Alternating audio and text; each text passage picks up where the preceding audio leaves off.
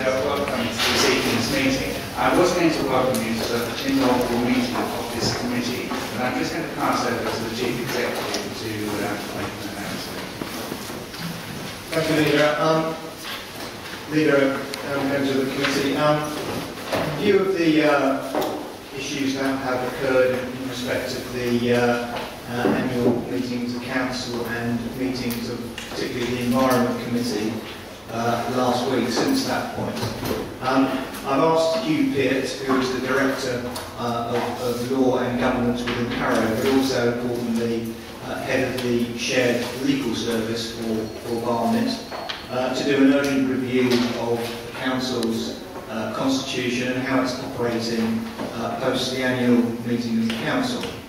I've asked Hugh to complete that review by the end of the week, but he has today informed me that, in his opinion, the proportionality decision of annual Council in respect of the meeting the other day was flawed and is therefore not an appropriate basis for us to be conducting the individual committee meetings following out the annual Council meeting.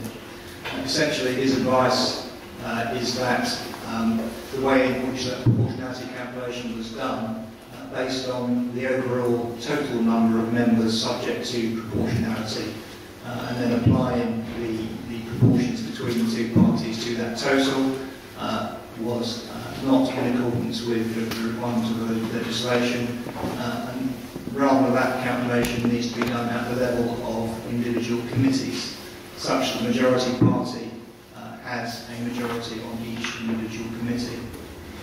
In view of that advice which has been provided to me today, the further advice is that the meeting of this committee tonight cannot make any formal or binding decisions, and therefore, should you wish to do so, Leader and committee members, the matters which you discuss tonight will be purely advisory and for information, and you will not be able to take binding decisions in respect to those matters tonight.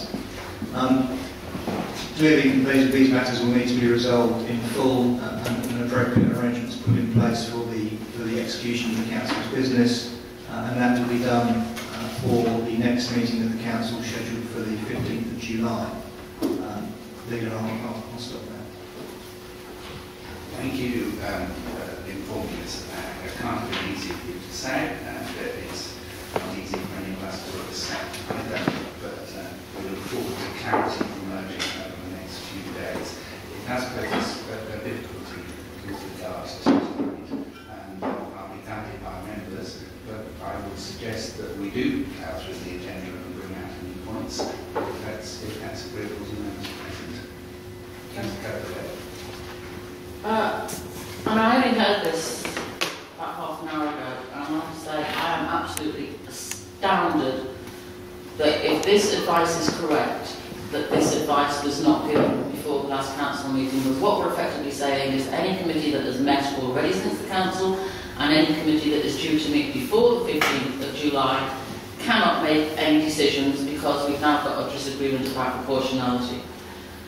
I mean, along with the catalogue of disasters that have taken place since the election, this just takes the biscuit to say, well, we've all come, we've all read papers, everything was agreed at full Council, there was no comment then about any legality, and yet suddenly out of the blue, the legality is now a problem. And now call me suspicious, but I call this something to do with making sure that the administration has got a majority on each committee in order to put through decisions. From what I can see on the proportionality that we had already, the Chair would have already had a casting vote anyway, so that shouldn't have been a problem. I can tell you that other legal advice will be taken on this matter. It's not going to be laid to rest just on that advice. How other people feel they want to proceed this evening, given that we've gone through all these papers, we've gone through meetings, we've gone through it in detail, we've met with officers, and yet out of the blue now we're told when we get here this evening that we can't make any decisions or take any votes on anything whatsoever. I just think it's a disgrace, and it's a really bad reflection on this Council that this is the state we find ourselves in, that we're basically in limbo. We might as well still be in purdah, the same as we were before the election, because that means no decisions can be made until July, and it will have been months then that no decisions can be made. So how will people want to respond, or how they want to react in terms of this? But from my point of view, I just think it's outrageous that it's been allowed to get to this stage, and it's outrageous that it should be brought up at this point and was not clarified at a council meeting and has been let to go this far. Councillor Kirkley, I agree with everything you have said, and I can understand how you're suspicious, but you will have to allow me to deny your suspicions. That is completely unfair. If you think I would have turned up at the meeting knowing we couldn't take any decisions, I mean, I do have a greater value for my life and time than that. And if we had been able to bring it up, of course we would have brought it up at annual council. But the advice, I understand, well, I'm not quite sure when I got, when did I get the phone call, Mr. Travis? This afternoon. That's the first time. But this is from our legal team that we have joint with Harrow. Yes. So where were they in finding the information for full council meeting? Why has it taken them all this time to now come up with this? They had a week to report on that. Well, I'd like to know what their response is, and all the errors and all the time involved that they have cost everyone involved and all the members involved, due to basically what seems to me to be incompetence. Yes. Can we just be clear, was HB Public Law involved in the original decision about the apportionment of committee places that went to the annual meeting of the council?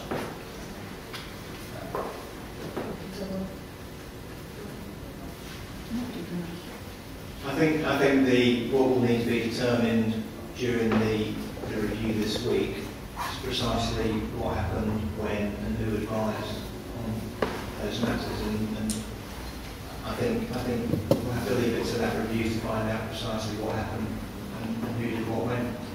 It has always been a custom and practice in Barnet, as far as I'm concerned, and as long as I've been on the council, for the overall number of seats to be allocated.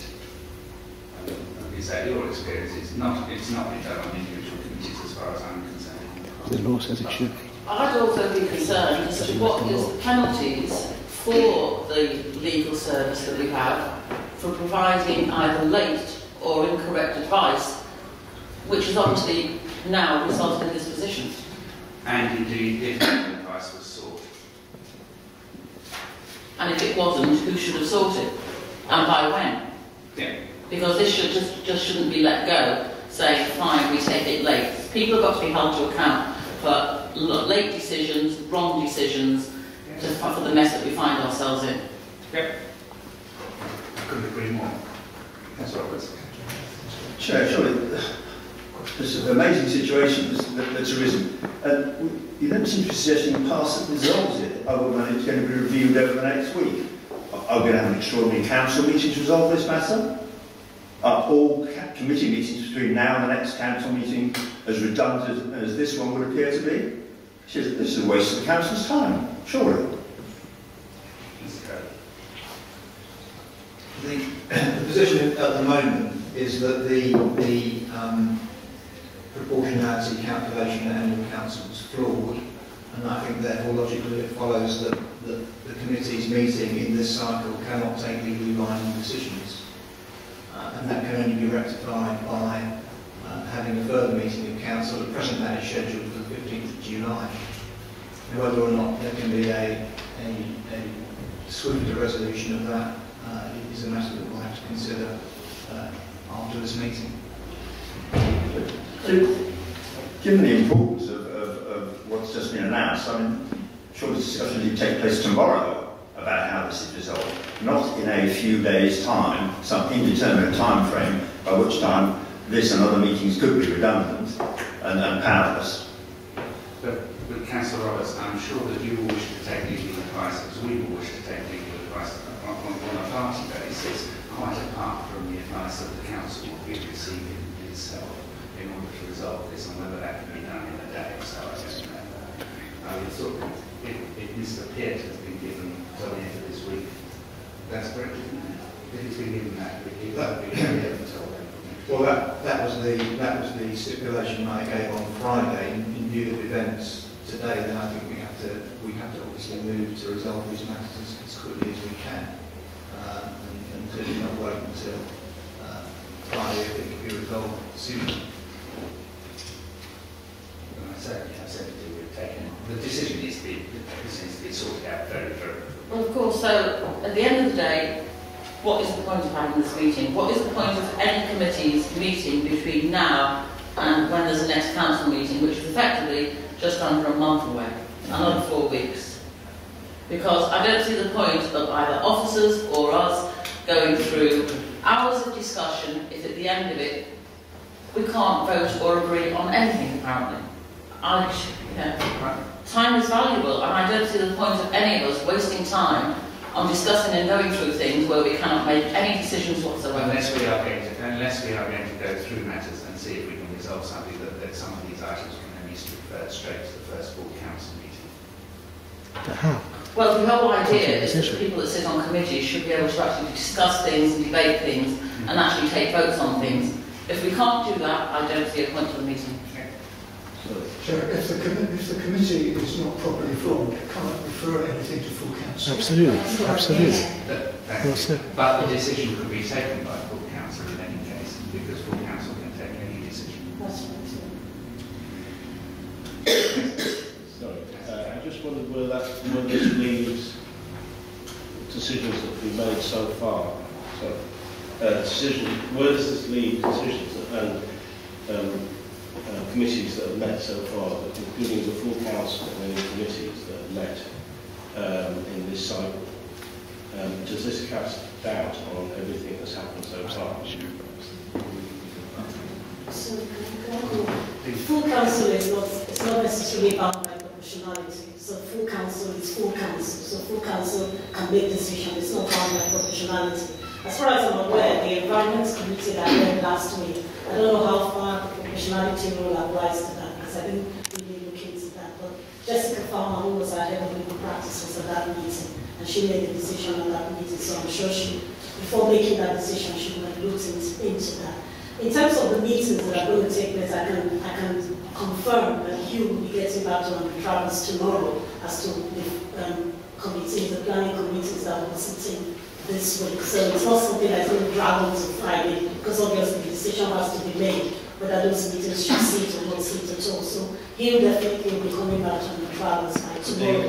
The full council took decisions on proportionality, didn't it, on separate basis of committees, etc., which presumably that's no longer valid. The papers and the things that we approved on this council meeting, the first council meeting, no longer are valid. Is that right? Which is why it's going to go back to full council on the 15th of July in terms of the proportionality of the various committees. Rather than carry on beating up officers and being frustrated, could I take a vote of the committee, please, a full vote? Do you wish to sit and talk about matters of what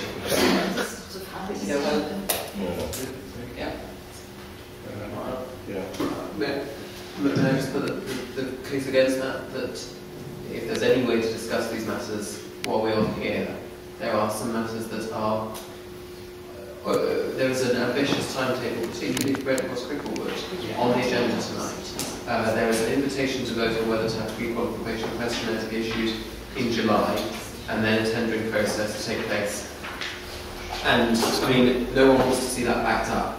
If there was some way that we could advance matters tonight through the collective intelligence that we've got in the room, that might be a good use of our time, given that we have made the arrangements to be here and presumably have all read the relevant information as well.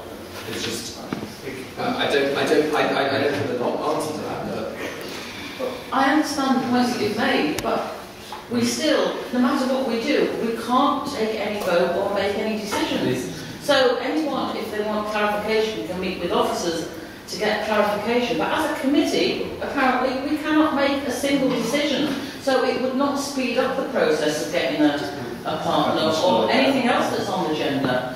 So if anything, we're going to have to have a complete backup, and if anything, we might well end up with a whole load of meetings in August that are not planned for. So I just hope everyone's got holiday cancellations in place and good insurance? Because that looks like the way it's going. Councillor Roberts. Chair, there are enough critics of councils up and down the country who accuse us of wasting hot air or using hot air. If we carry on with this meeting, that's all we will do. After whatever Councillor Rosenberg has said, that's all we can achieve is just to shoot hot air. It is a waste of time. Thank you. I think the sentiment in the room is continue this conversation, and any urgent matters here that have to be dealt with will have to be dealt with at the full council. Yes. And I think that's sensible. So thank you all for